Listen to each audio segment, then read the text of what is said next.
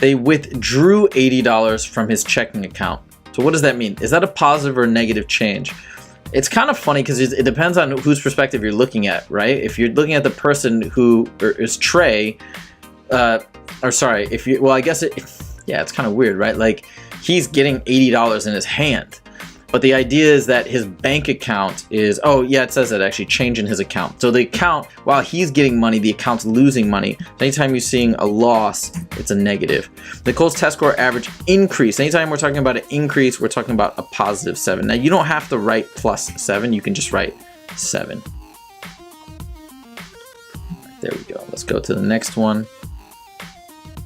The elevation of a point is 149 feet below sea level. So this is represent the elevation. So this is below something. Some reference points will say negative. Temperature fell by 4 degrees, went down. It reduced, again, a negative sign.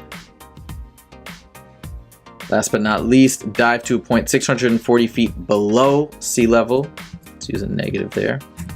Temperature rose. If it goes up, that's a positive change.